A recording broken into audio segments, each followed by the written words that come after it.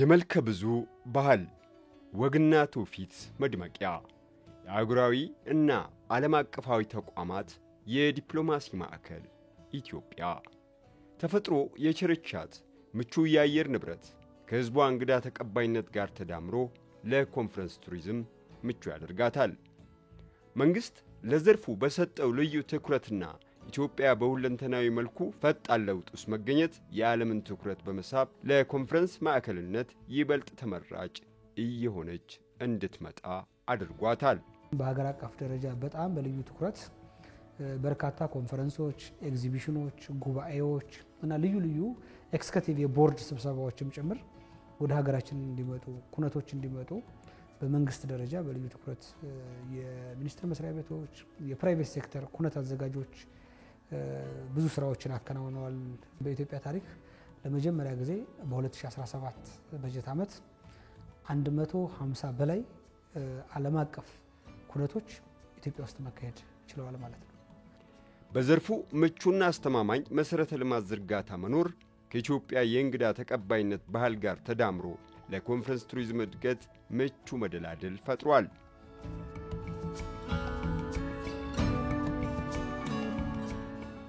እንደ ሀገር ባለፈው አንድ ዓመት በመዲናችን አዲስ አበባ የተካሄዱ አህጉራዊና ዓለም አቀፋዊ ኮንፈረንሶች ኢትዮጵያ የስበት ማዕከል እየሆነች ስለመምጣቷ ሕያው ምስክሮች ናቸው።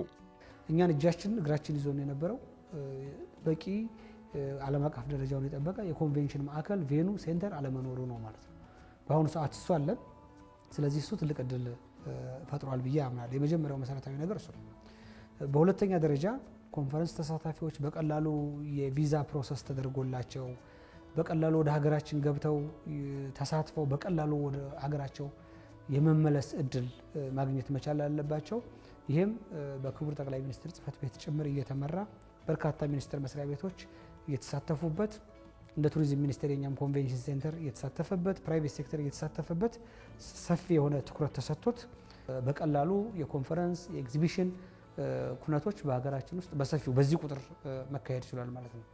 ሌላውና ሶስተኛው የኩነት አዘጋጆች ማለት ኢቬንቱን ፕሮግራም ሰርተው ከየሀገሩ ለሚመጡት ሰዎች አስፈላጊ የሆነ ኢንቪቴሽን ልከው ከመጡ በኋላ ተቀብለው ኮንፈረንስ አዳራሽ ውስጥ በኤግዚቢሽን ቦታ ውስጥ የሚያስፈልገውን ነገር በሙሉ አሟልተው ዓለም አቀፍ ደረጃውን በጠበቀ መንገድ የመጡትን እንግዶች አስተናግደው ምንም አይነት ኮምፕሌንስ ሳይነሳ መሸኘት መቻል አለባቸው።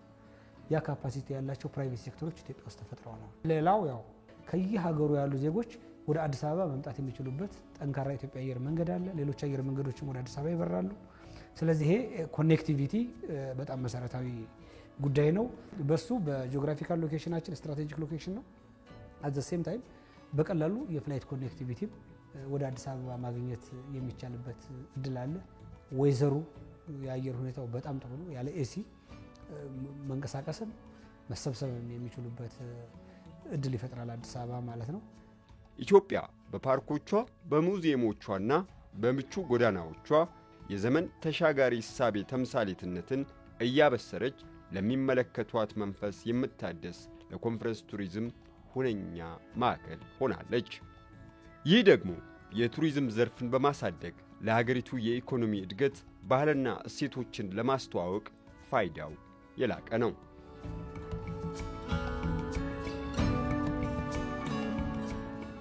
ኢትዮጵያ እያስተናገደች ያለው የተሳካ የኮንፈረንስ ቱሪዝም በዓለም አቀፍ ደረጃ የሀገርን ገጽታ አጉልቶ ለማሳየት ተመራጭና ሁነኛ መፍትሄ ነው። ኮንፈረንስ ቱሪዝም ወይም በሰፊው ማይስ የምንለው የሀገር ገጽታን ለመገንባት በጣም ትልቅ መሳሪያ ነው። ምክንያቱም አንድ ትልቅ ስብሰባን ይሄ ሀገር ይሄ ከተማ አዘጋጀ ከተባለ ወዲያው በየሰው ጭንቅላት የሚመጣው የልማት አውታሩ የተሳለጠ ነው ማለት ነው። በቂ መንገድ አለ፣ ኮኔክሽኑ ጥሩ ነው ማለት ነው። ኢንተርኔት አሰጣጡ ጥሩ ነው፣ ንጹህ ነው። ባያየው እንኳን ይህንን መልእክት ይዞ የሚሄድ ነገር ነው። አንድ ትልቅ ስብሰባ አንድ ከተማ አስተናገደች ከተባለ አቅሟን ነው የሚያሳየው፣ ሰላምን መኖር ነው የሚናገረው። ስለዚህ ለሀገር ገጽታ ግንባታ በጣም ወሳኝ ነው። ሀገራችን ላይ ያለውን ነገር የህዝቡን እንግዳ ተቀባይነት፣ ሰላማዊነት፣ የአየራችንን ጥሩነት አሁን ለቱሪስት መዳረሻ የሰራናቸውን ነገሮች የምናሳይበት ነው እና ይሄ ከተማ ይሄን አይነት ስብሰባ አደረገ ሲባል አንደኛ በዓለም ደረጃ ነው ሽፋን የሚሰጠው። ስለዚህ ይሄ ስብሰባ ወይም ደግሞ እንዲህ አይነት ውሳኔ እዚህ ከተማ ተላለፈ ሲባል ሁሉ ጊዜ አብሮ የሚኖር ነውና የከተማውንም እድገት ጭምር የሚያሳይ ስለሆነ በጣም ከፍተኛ ለገጽታ ግንባታ አይነተኛ መሳሪያ ነው ላለው። በዓለም ላይ የተለያዩ የቱሪዝም ሴግመንቶች አሉ።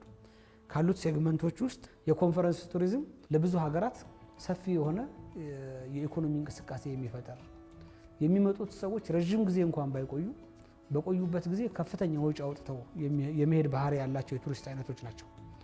እነኚህ ሰዎች በጣም ብዙ የስራ እድል ፈጥረው የውጭ ምንዛሬ ለሀገራችን እንድናገኝ የሚያስችሉበት እድል ይፈጥራል። የገጽታ ግንባታም አስተዋጽኦ አለው ማለት ነው። ስለዚህ በርካታ ኮንፈረንሶች፣ ኤግዚቢሽኖች ወደ ኢትዮጵያ እየመጡ ነው።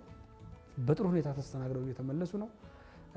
እኛም ተጠቃሚ መሆን የቻልንበት እድል አለ ማለት ነው። ለምሳሌ በቅርቡ የነበረው የክላይሜት ሰሚት ወደ 25 ሺህ ሰው ነው የተሳተፈበት። 25 ሺህ ሰው አስተናግደን አናውቅም።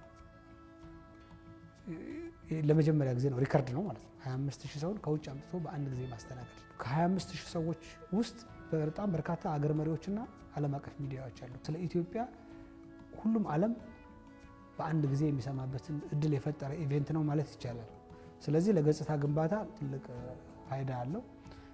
አይ ቲንክ በጣም አቋራጭ እና ጥሩ የሆነው የሀገር ገጽታ ግንባታ ለመገንባት በኢኮኖሚ ተጠቃሚ ለመሆን አጠቃላይ የቱሪዝም እንቅስቃሴውን ለማሳደግ የንግድ እንቅስቃሴውን ለማሳደግ የማይስ ቱሪዝም ወይም የኩነት ቱሪዝም የምንለው ኮንፈረንስም ኤግዚቢሽን የሚይዘው በጥሩ ሁኔታ እየተሰራ ነው ያለው። እሱ ትልቅ ነገር ነው ብዬ አምናለሁ። ታላላቅ ጉባኤዎች በሀገራችን ማስተናገድ በመቻሉ ዘርፈ ብዙ ትሩፋቶችን ይዞ የመጣ ሲሆን በተለይ በሆቴልና መሰል አገልግሎት ዘርፍ ለተሰማሩ አልሚዎች ብርታት ሆኗል።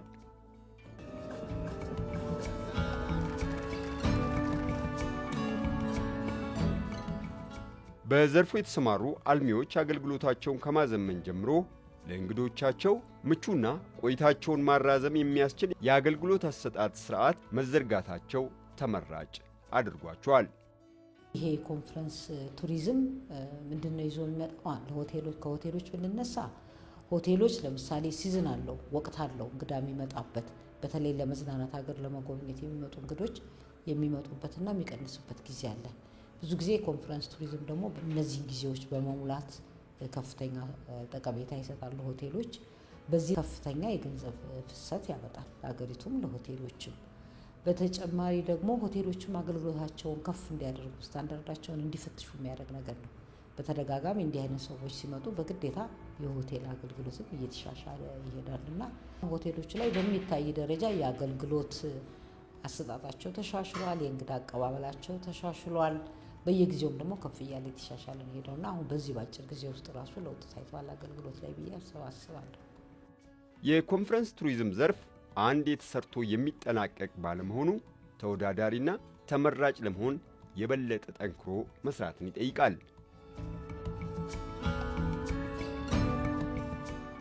አሁን ላይ እንደ ሀገር ተወዳዳሪነትን ይበልጥ ለማሳደግ ከመዲናችን አዲስ አበባ ባለፈ ሌሎች ከተሞችንም የኮንፈረንስ ማዕከላት ለማድረግ ትኩረት ተሰጥቶ እየተሰራበት ይገኛል። ኮንፈረንስ ቱሪዝም ስታደርግ አዲስ አበባ 2-3 ጊዜ ሰዎች ሊመጡ ይችላሉ።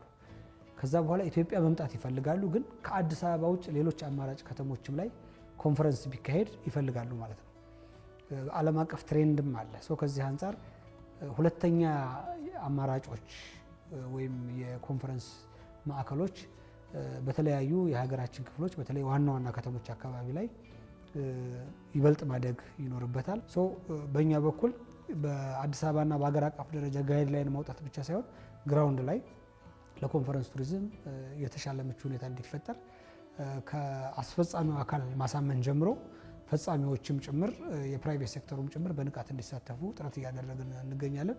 ኢትዮጵያ አሁን በያዘችው የእድገት ጎዳና የዓለም አቀፉን ማህበረሰብ ቀልብ በመሳብ ተመራጭ ኮንፈረንስ ቱሪዝም ማዕከል የመሆን ጉዞዋ ሩቅ አይሆንም። ስራው የተቀናጀ ምልከታን ስለሚፈልግና በአንድ ዘርፍ ብቻ የሚሰራ ባለመሆኑ የሁሉንም የጋራ ትብብርን ይፈልጋል። ይህን ማድረግ ሲቻል ሀገራችን በቀጣይ ከዚህ በበለጠ ሌሎች የዓለም አቀፍ ጉባኤዎችን በማስተናገድ ከኮንፈረንስ ቱሪዝም ተጠቃሚነቷን እያሳደገች ትቀጥላለች።